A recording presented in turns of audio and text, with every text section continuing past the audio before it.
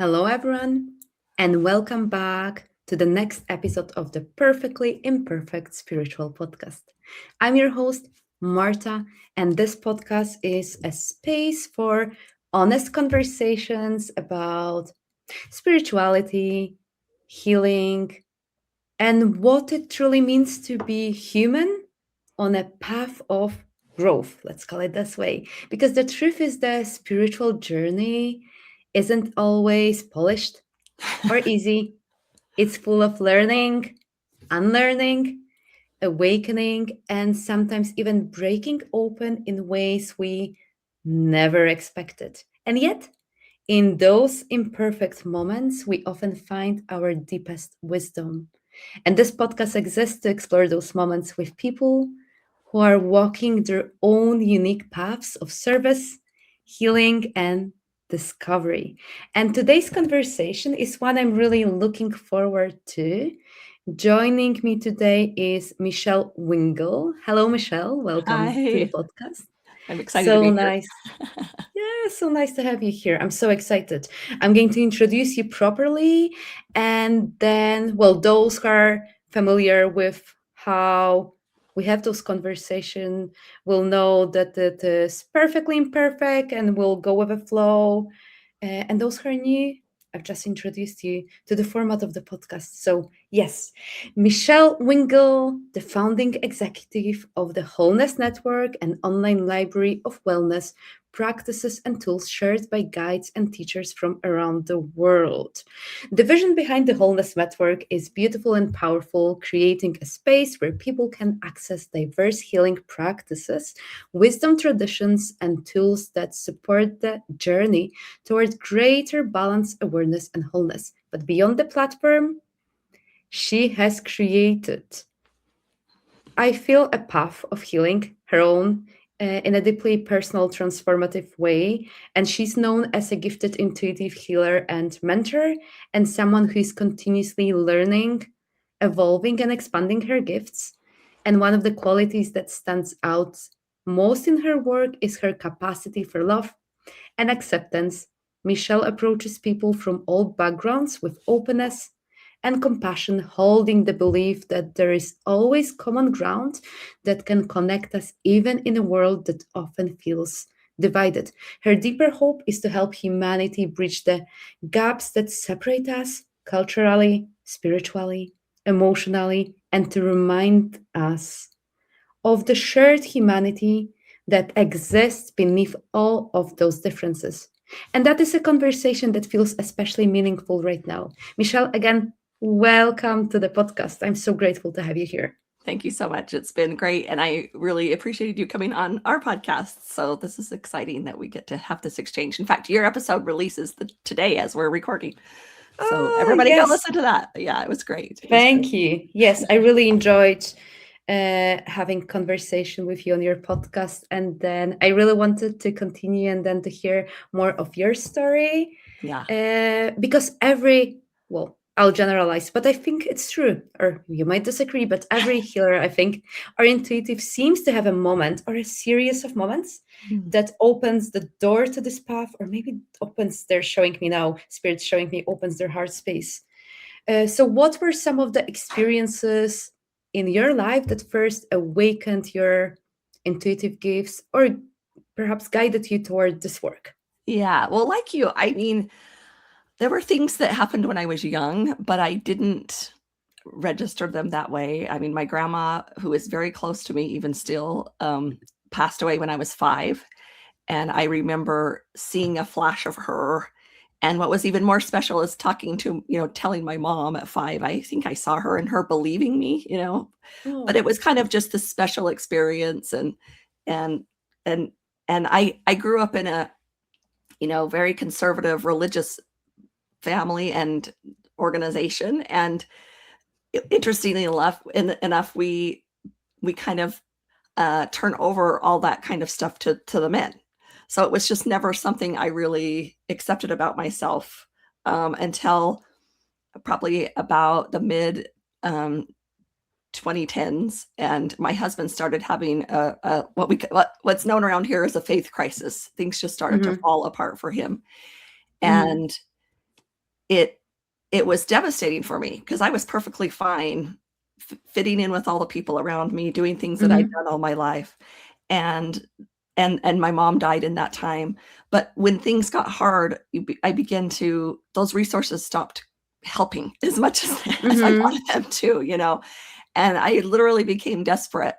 And so I reached out for help from um, healers and that kind of thing. And over again, I was told that that this was part of who I am. And I started to think differently about some of those experiences. And I was invited to meditate. It was one of my first times where I was just kind of told, just be quiet and listen, Mm. and the first time that I did that, I had a very, very profound experience, very visual experience. And it helped me. What it was is one of the things I saw was I saw this big ravine with this kind of a bridge over it. And I knew that I needed to get to the other side and that it would be a journey to get there. And quite honestly, at the beginning, I thought, well, I'm not necessarily afraid of death. I'll just fall. That was my thing. Like, I Mhm. don't want to be afraid. And, like that's an option. And I felt very strongly, no, we don't want you to do that. We want you to make it to the other side. We want you to get to and have this journey. And so I began just stepping into the unknown of listening through my own experiences and feeling really deeply in my body the messages that were coming. And Mm. finding that you do kind of shut down your body. That one of the first lessons I was taught was that the body is the communicator. Those sensations are how we get Mhm. that information. And it's very easy to busy yourself or even particularly think our body's bad or wrong, maybe in a way. And so it's easy to shut those things off, but those sensations are how we feel that communication. And so I got being very still and listening to those sensations really helped me develop that skill more and more. And I'm still on the journey. Like I say, I'm still on the journey, but I I needed I knew that I needed practices that were almost daily to help me, stay in a good feeling space. Mhm. And so I created the Wholeness Library, which is because this is what I needed. So it's just kind of those daily Yes. practices, lots of Tell us meditations. more. Yeah, lots of meditations, lots of insight. We have people talking about astrology, people talking about psychology, people talking about tarot, people talking about spiritual guides, everything that I feel like feeds those mental, emotional, physical, and spiritual bodies. I think that they're all important. And just before I got on, I was doing kind of my own card reading and remembering that I haven't been paying attention to this part of myself as much. I need to do Mhm. that and to really take that feedback and learn to help it to grow and bloom, like we were talking about, rather than um, feeling bad. Oh, I'm doing that wrong. It takes a minute. As women, it's easy for us to think we're doing it wrong or to make the problem be internal and Mhm. rather than an invitation to grow. We are not supposed to be too big sometimes, and Mhm. that can get in our way. And so I'm a big advocate for women really discovering their authenticity and then getting comfortable with what that feels like to be out in the world authentically. And Mhm. in fact, so over that journey, and me and my husband on Tuesday, so March 17th, we're getting ready to release another podcast together where we're talking about that journey, how we Mhm. navigated that, and how it actually helped our marriage grow and develop, and in a way that I think we're so grateful for. So it was really his disruption that helped me open up, which I didn't like at the time, but Mhm. it was an important. I think it was important. I would have.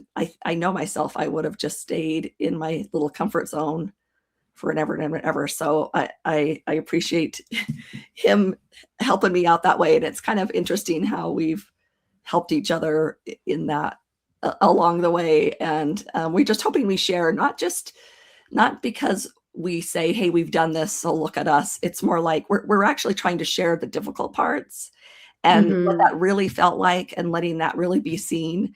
because I think that people, when we tell our difficult story, it kind of starts with kind of a shocking moment, and then one or two sentences, and then we focus on that happily ever after. We focus on everything that's going well now and how we got over this and how that doesn't bother us anymore. But that middle part is the part where we need some navigation. So we call our podcast Rupture Ever After, because the idea was that we did have a rupture, and then that actually becomes the ever after that we're really authentic and grounded in and growing in. And so anyway, that's just kind of something that's on my mind this recently and going forward, is to really help people understand. So one thing that happened for us is to understand what humans need to develop emotionally and spiritually. And because we do the physically, we kind of look at the mentally in schooling, but we don't really develop emotionally. We don't understand what it takes for a human being to develop emotionally. And we are emotional beings. That's almost the first thing we have is emotions. And so, and it's a real shame, because when parts of us don't get developed, then we have a deficit. Like we really have, there's a deficit in our growth, and we are delayed. And that delay can show up in relationships, or within our self-esteem, or within, how we see the world. And so we're really diving into what that healing journey was like for both of us, and how it was rooted in different parts of our childhood. So that's really fascinating, and I'm really excited about that.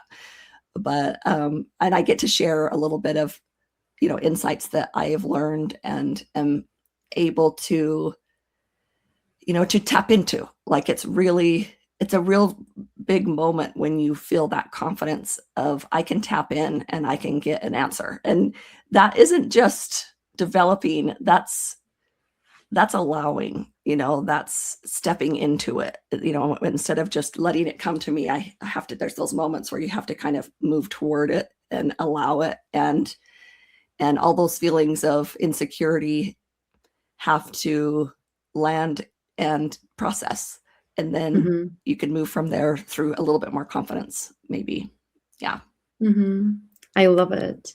And well, there are two directions where I want to go, but I'll just start with one. Yeah.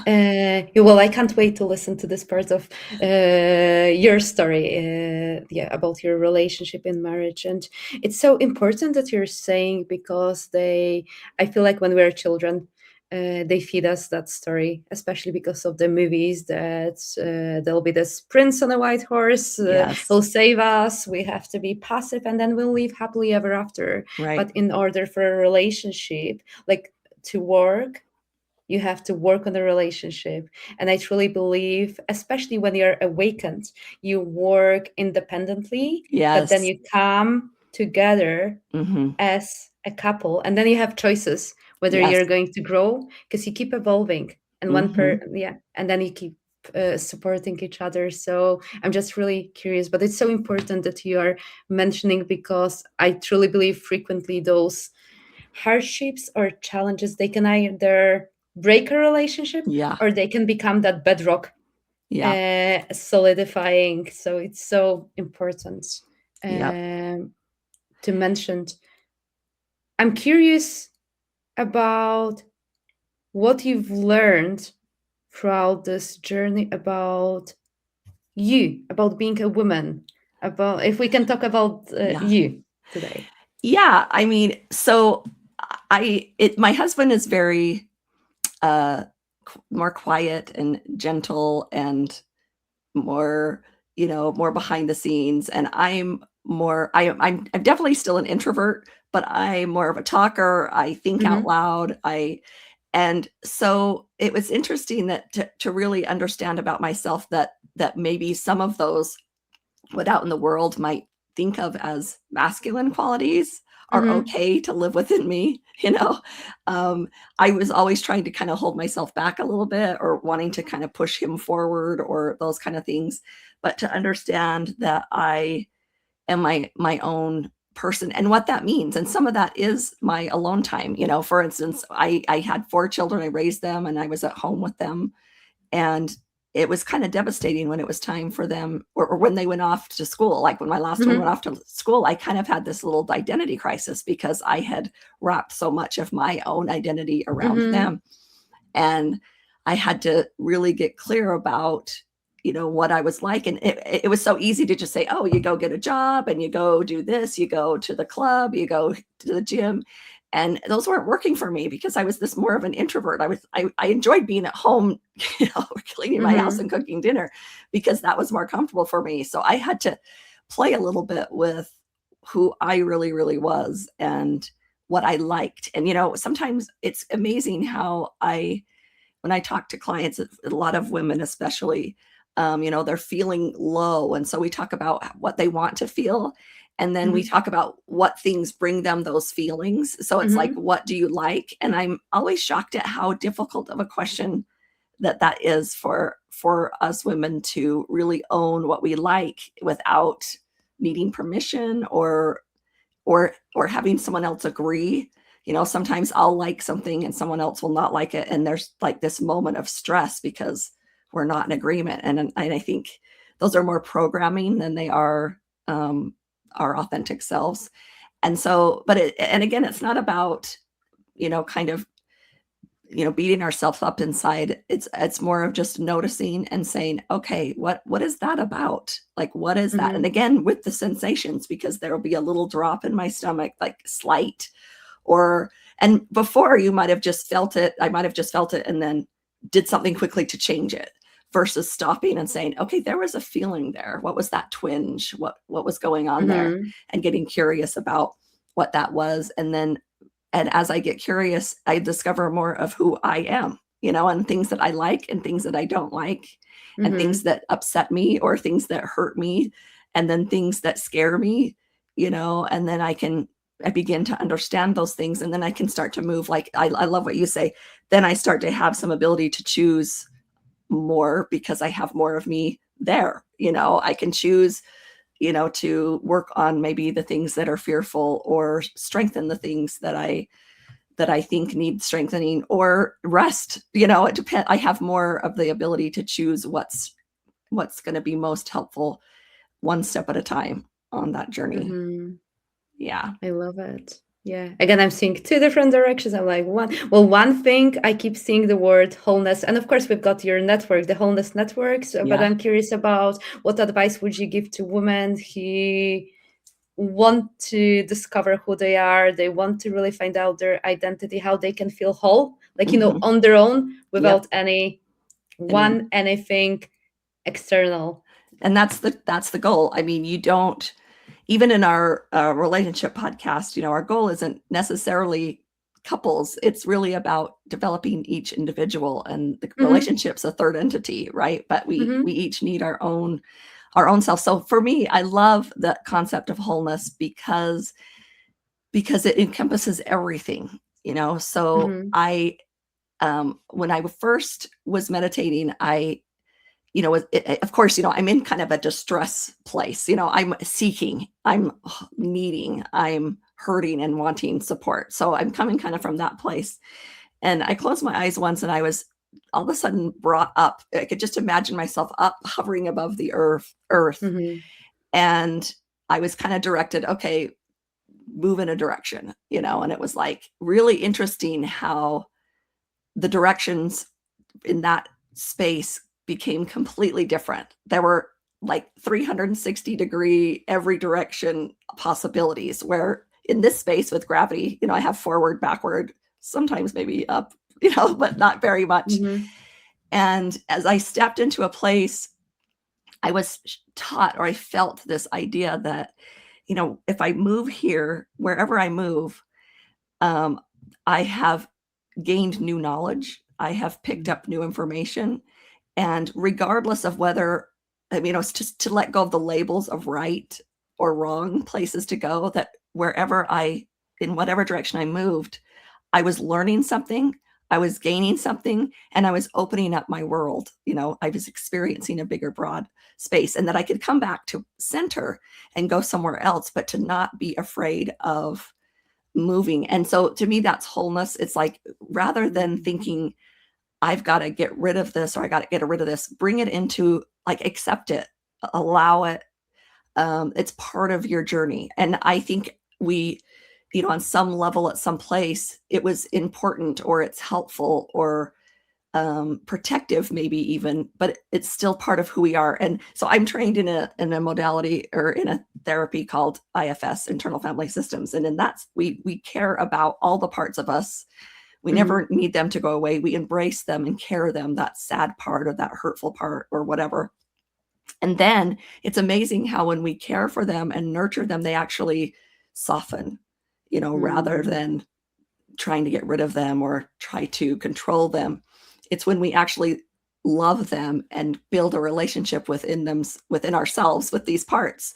And so, for instance, as I was getting ready to release this new podcast, I was asking all my parts inside. I said, how are we feeling about this? And there was a lot of parts that were like, we're really thrilled. We're really excited, because this is really helpful for us. Because my parents, they argued a lot. It was a big struggle when I was young to have parents that argued. And it was kind of this secret, or this thing you never wanted anybody to know.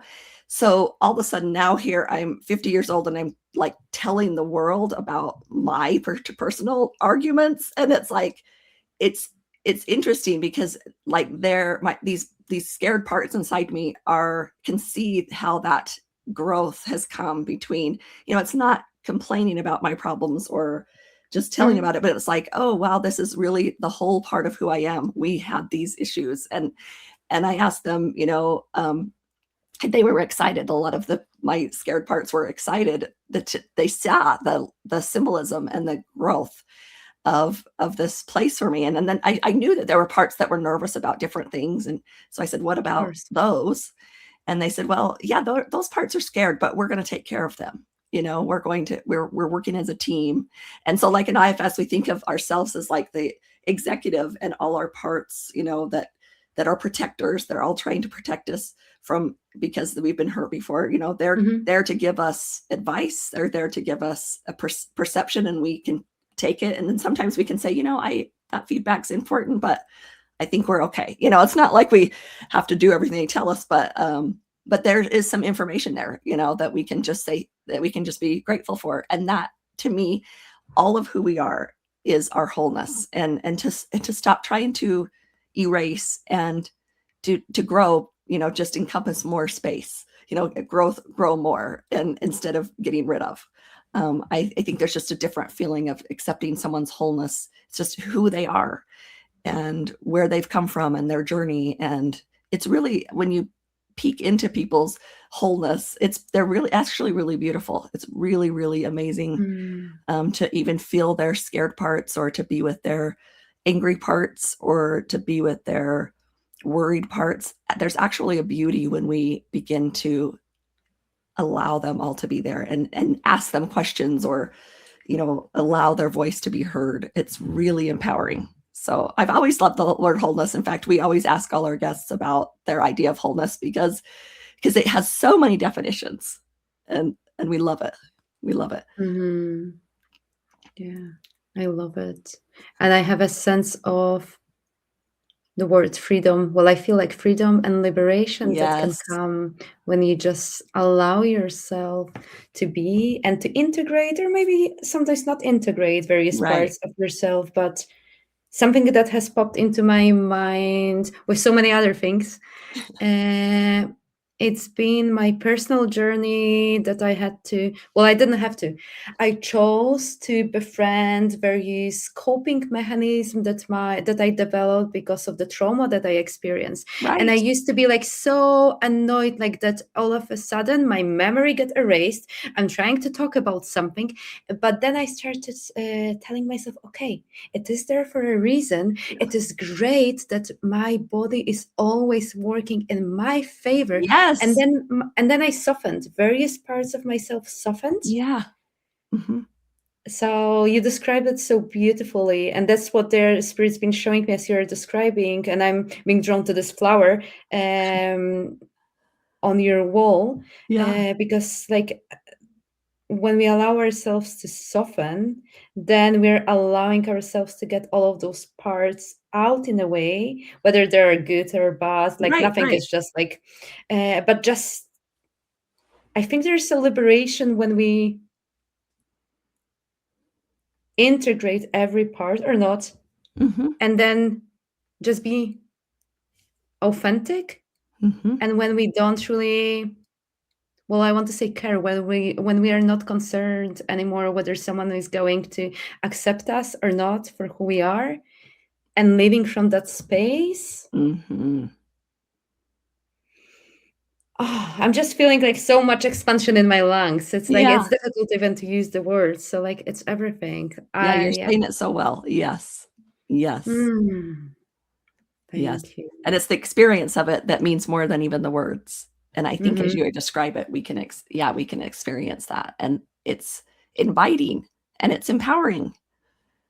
Mm-hmm. Yeah. Could you share some of your favorite wellness practices or any practices that support you, and maybe some of the viewers and listeners will want to explore those? Yeah. Well, there's a couple tools that I have that I use most of the time. And one of them is essential oils. And I use them Mm-hmm. as a guide. So I have quite a few. My husband actually works for an essential oil company, so I'm lucky that way. But Mm-hmm. I over the years, there's different kind of whether you do some kind of a muscle testing. What I'll do is I'll put my hand. In fact, I have a box of them over here, and I'll put my hand over. I'll close my eyes and I just kind of follow the energy until I pick an oil. And most of the time, like, well, 99.9% of the time, I look up the emotional aspects of that oil and they just kind Mm-hmm. of fit what's happening or invite me into something I can identify with and makes sense to me. And I use that. That's been for a long time. That was kind of how I could figure out what was happening. Because when you're first opening up, and you don't have the interpretation of all those feelings you're having, they can kind of mumble and jumble together. So to kind of learn my language, I used essential oils to help me Mm-hmm. understand what I was kind of feeling. It was almost like my little interpreter. It's like, what's going Mm-hmm. on here? Oh, that's what's going on. That's what's going on. And so I still do that. I will pick an oil, and so it's funny because right before I picked an oil, and I mean I saw it in my eye. I didn't even have to feel around because I was like, oh, I need that oil, and it was rose. It was a rose Oh. oil, and so when you were talking to me, I'm like, yeah, you're picking up on what's going on, and so that's something that's just been really helpful to me. And then of course, cards are also really important to me, and I've created my own deck. So and my deck's a little different, and you can get it at thewholenessnetwork.com in the shop, but there for me in the beginning specifically, it was really I got a lot of information about these four bodies, the mental, emotional, physical, and spiritual. And and and it just came in kind of this big download of how, and I can feel the difference between my mental self and my emotional self and my spiritual self, and that physical part that Mm-hmm. communicates is able to communicate from those others.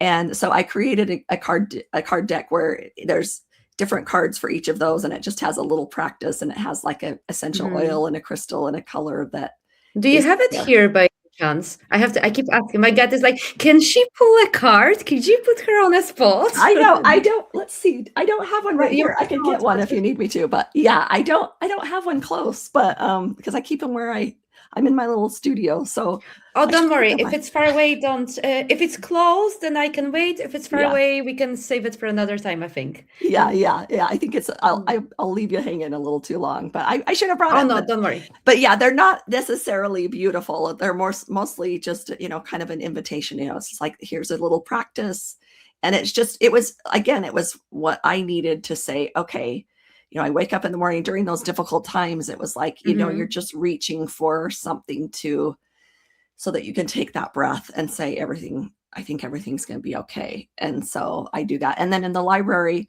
I love these. They are so fun.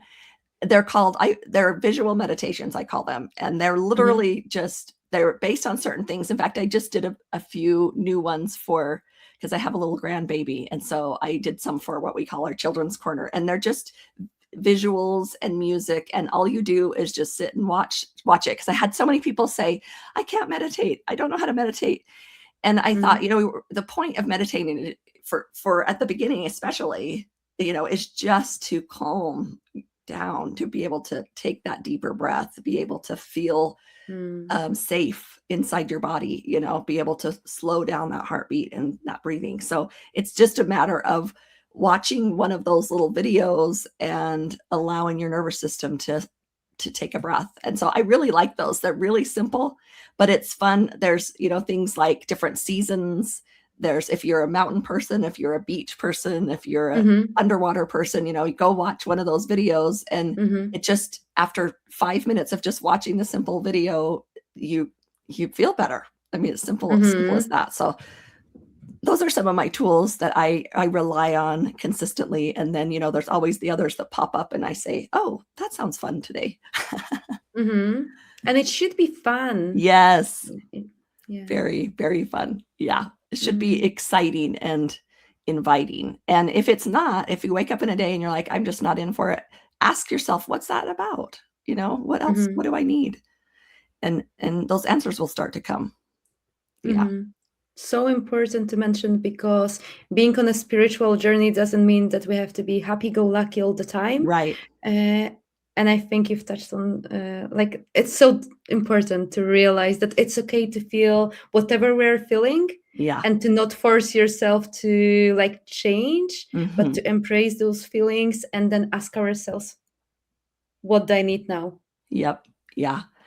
Yeah. I feel that's something that gets in the way a lot, is we're here having this human experience, and then we think we're not supposed to have a human experience. And the resistance of it causes a longer difficulty than just feeling like, right now I'm having a hard day, maybe you say, and then what do I need? And then we nourish ourselves in the way that that ourselves are asking for, rather than, I shouldn't be feeling this way. What's wrong with me? And even sometimes, we really do want an answer why. And I think sometimes, it's okay to say, let me just feel this for a minute. I mean, we live in this realm, we live in contrast. So if we're happy all the time, that becomes our state of medium. It doesn't feel exciting to feel happy all the time. We need the ebb and flow of emotion to actually feel those highs. You need to have that. And I think, so many, we sometimes we buy into that thought that, if we're not feeling good a lot, then there's some questions to ask, but for sure. And we want to support that. But I think sometimes we feel like we're doing something wrong if we're not happy all the time. And I just want people to realize, maybe not. What if we just ask that question? What if that's not what that's about, And you might get a different answer. But when we ask the question, that's where the gold can come. Because what does that mean for me? Rather than just assuming, we just let those patterns kind of run. And it's like, I'm supposed to be this way. And we're just acting from those places instead of questioning, getting curious, like, what is that? Is that right for me? Does that make sense to me? And going within. Curiosity seems to be another important word. Yes. Yeah. Here. Yes, for sure. Yeah. Can we talk about love as a gift? Anything comes to your mind? Well, I feel like I do. I have that. I think for a long time, I was in a place where everything was very defined for me. And in that place, anything that wasn't similar or familiar to what that familiarity was felt wrong, maybe. And then I feel so lucky and grateful that as I started to expand myself, then I started to expand my love for others. And it was so inviting, and I became hungry for connecting with other people, because I realized that everyone is doing what just that trust in people's journeys, trust in people's Mm-hmm. journeys. And honestly, sometimes I'm better at it than other days. I'll admit that. But Mm-hmm. on at my best, I just love people on going on their journey. In fact, one time I was driving in my car and I felt like, I was just thinking, I thought I was thinking to myself, and I thought, this is a roller coaster ride. Like, I am tired of this experience. And Mm-hmm. I felt, this is one of the times where I heard a really distinct voice, and it was like, and isn't it great? And, and then the download that came with it was like, it's so true. I mean, if I'm watching a good movie, I don't know what comes next. And that's kind of what's exciting about it, where Mm-hmm. I feel like I need to know everything and understand everything. And it's particularly when you get into this intuitive side, I find myself thinking I'm supposed to know everything ahead of time, or this shouldn't have surprised me, which I think is kind of silly. But that does come up for me. But yeah, I think it's exciting to have the ups and downs, and that's what makes, when you go to a some kind of a roller coaster ride. I mean, that's the ups and downs are what you're going for. Like, that's what you're paying the money for. And I Mm-hmm. had a good mentor say, when we came here, we bought the whole ticket. We want it. Mm-hmm. We want it.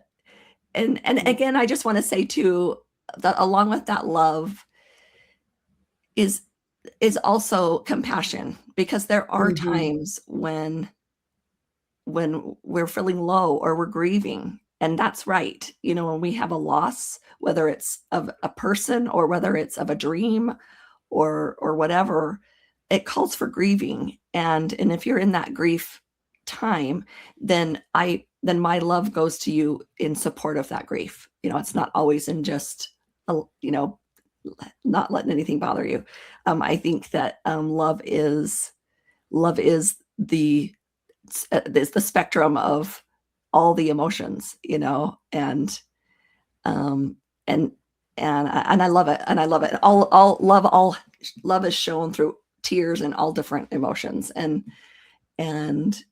I'm grateful to have that gift, because I'm able to see people with a vision of just, I think, what a higher beings might see them as, just amazing.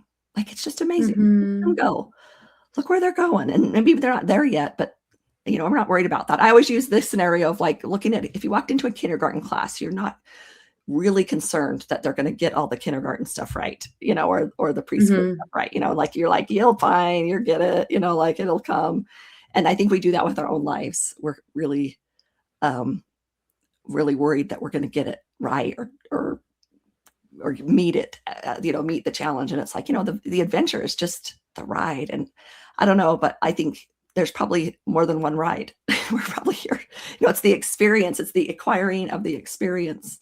That's the value, you know. Um, Mm-hmm. it's so Yeah.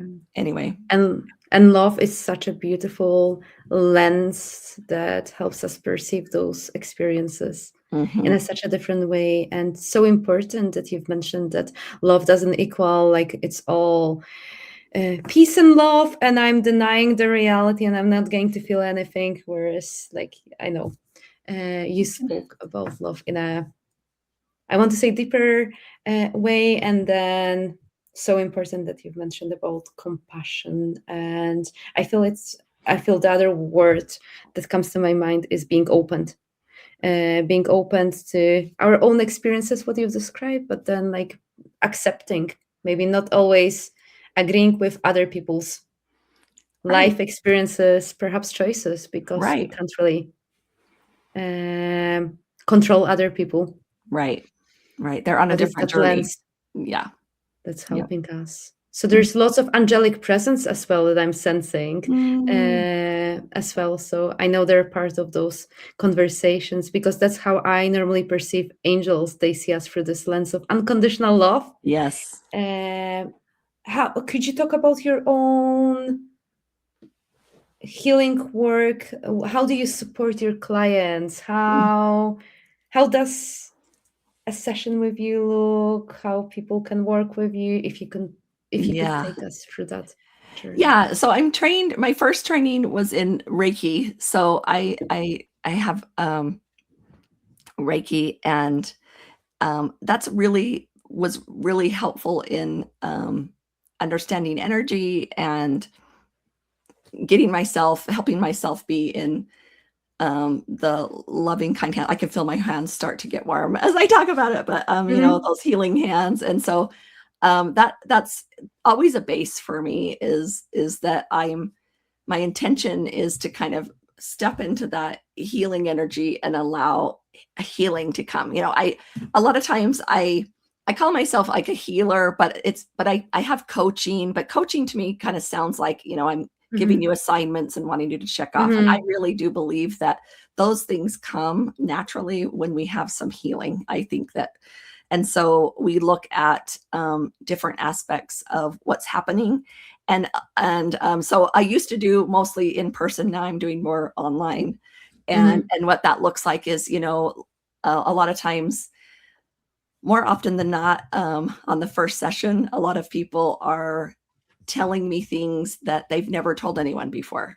Mm-hmm. They're and that alone, sometimes I think, just me being present and me being accepting of what is showing up for them is a little bit of healing in and of itself. And I don't really take credit for that. I just allow myself to be present. I just have done my own work so that I can be present for that person there, and share some insights. Usually more often than not, it's like, what if that's not a problem? What if that's asking you to bring that in rather than make it go away, something like that. Or, I'll have people that are worried about their relationship, and they're, and I help them understand, one of the things. So I get women and they're struggling, and there's a lot of relationships that struggle as we're Mm-hmm. getting later on in life. And that, again, I'll be like, "Oh, what do you want?" And they haven't Mm-hmm. thought about that before. They want to Mm-hmm. know kind of the right answer. And so we work on developing, who they are, so that they can make that decision, to get away from that right or wrong answer. Because again, like in my little feeling up above the earth, it was like, okay, if I take 2 steps in this direction and I say, oh, wrong, I don't really like this, I can come back, you know, Mm-hmm. but we keep ourselves stuck when we don't move forward because we're afraid of making the wrong decision. Mm-hmm. So yeah, and then of course, last year I got my IFS training, and so that has become kind of my main go-to as we go in and we do a typical IFS session where, we bring up what that calls the self, which we would call our spirit, or we would call our higher Mm-hmm. self, and allow that higher self to love on and care for those parts of us that are showing up, maybe angry or maybe hurt or scared, or whatever those things are that are kind of it feels like getting in our way. And when we see them from another angle, all of a sudden it's like, oh, I can, we just begin to have, when we can get you in a state, then we can look at those problems with clarity, with that curiosity, like you say. We can get creative about how we can address those issues. Mm-hmm. We're calm toward them, and then there's a shift. So that's kind of what it looks like. It really depends on what someone's showing up with, but a lot of times there's a lot of people right now just needing to speak something they haven't been able to speak before. Mm-hmm. And I get that a lot. I've said I haven't told anybody this before, and I that's a privilege for me to hear that.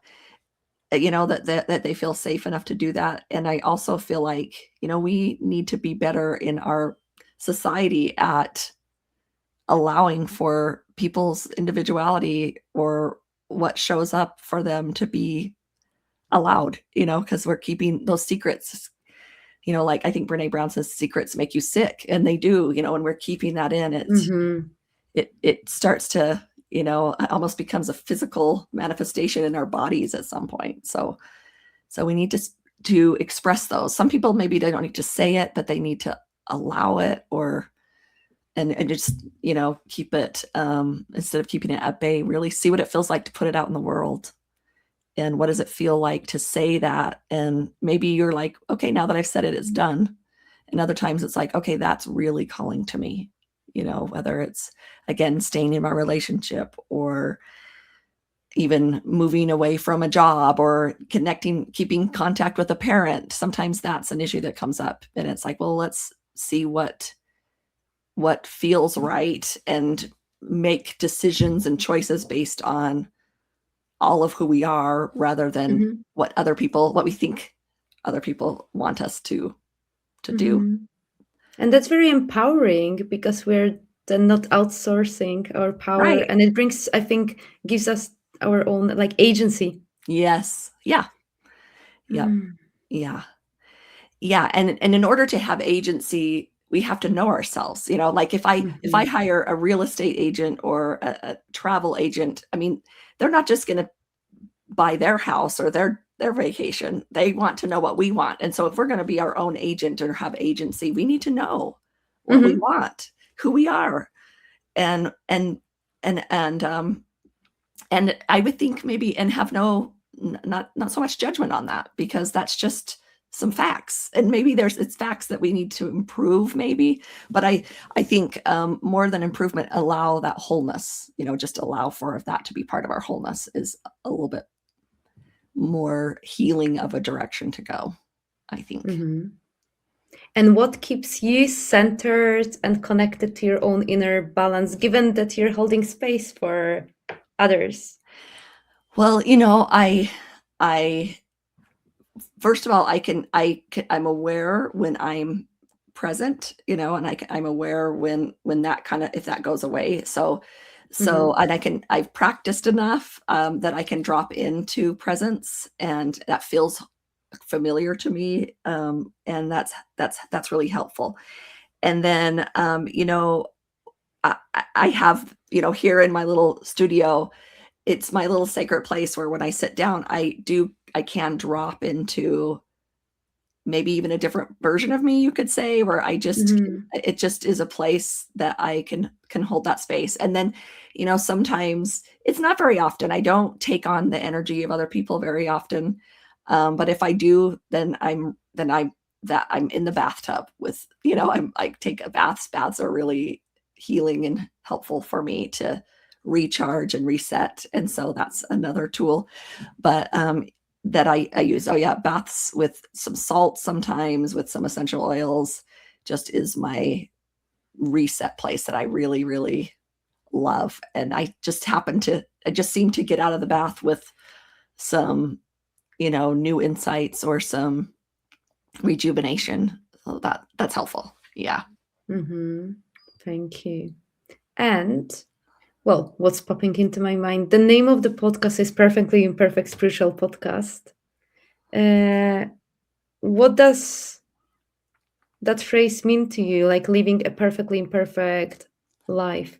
Yeah, I think the perfect life is imperfect. I really do, because if I'm not getting it, quote, wrong, sometimes I'm not learning anything. I'm not growing or expanding. So the imperfection is perfect. We're supposed to be imperfect. And that's what, like, so sometimes I think people will compare wholeness to perfect, and it's not necessarily the same. It's actually perfection and imperfection all in the same place. And so, yeah, I think it's really, really special that you take the time to point out that imperfection is exactly allowed, exactly allowed. And I need that, because I'm very imperfect all the time. I mean, I don't know if you feel it, but sometimes I'll go back and I'll be posting like a reel or hearing my podcast back and forth, and there's a lot of imperfection in that podcast, in the things. And so I have to embrace it, because it's just there. It's just part of it. It's part of it there. But I really like your format as just allowing to be what is. And I just think if we, when we don't feel comfortable with that perfection, that's a really interesting road to go down and have an honest, real conversation about. Because most of the time there's a part of ourselves that had an experience that makes sense of what that feeling is, and we can, whether we go, I'm also trained in something called heart-centered therapy. Sometimes we drop back into those moments and we see Mm-hmm. what was given up there, because sometimes when we're hurt, we fracture a little bit and a piece of ourselves gets left behind. So we look at that, and then we can incorporate that back. And there's so many things we can do, but I love it. So I hope that answered your question well, but I really appreciate Perfectly Imperfect podcast. I love it. I think it's great. Thank you. And it's so liberating and freeing when you So just embrace your imperfection and don't really concentrate on that, but you yeah, concentrate on living. yeah, right, right. Mm. Yeah, you let the judgment of others be theirs. You don't need to take that on. That can be there. If there is any, then it can be theirs. That doesn't have Mhm. to penetrate me. So Mhm. yeah. What's the final message that you would like to leave the viewers and listeners with? My final message would just be, I hope that you can begin to just a crack in this. What if I am enough just as I am? What if I am whole just as I am? What if I am loved and adored and precious just as I am?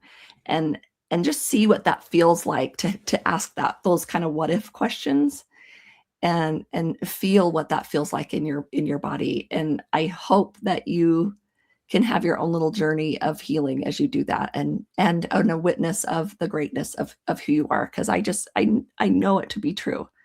I know that each of us are expressions of the divine, and we can believe that with support and help. Sometimes it takes that, but we can believe that, we can express that, we can feel that. So I would say that was my final thought. Mhm. Thank you. And then one last question. Where can people find you? And I'm going to add all of the links, of course, to the description of the podcast. Perfect. So the best place to see me are thewholenessnetwork.com, and then we're online mostly on Instagram, but we do have a YouTube channel, and you can get to me through thewholenessnetwork.com. There's a wholeness guides place. I'm there, and it has all my information there. And then we also, our podcast, Rupture Ever After, you can go to ruptureeverafter.com. And that's where you can see. In fact, right now there's a sneak peek of one of our episodes, and then we go live on Tuesday with 4 episodes all at once. So that's ruptureeverafter.com or thewholenessnetwork.com. And then yeah, I'd love to meet you online somewhere. I really love connecting with new people. It really, really brings me joy. Mechelle, thank you so much for sharing your heart, your wisdom, and your story with us today. This has been such a meaningful conversation. I really appreciate you. Thank you. Thank you. Thank you so much for your insights and sharing. I really appreciate it.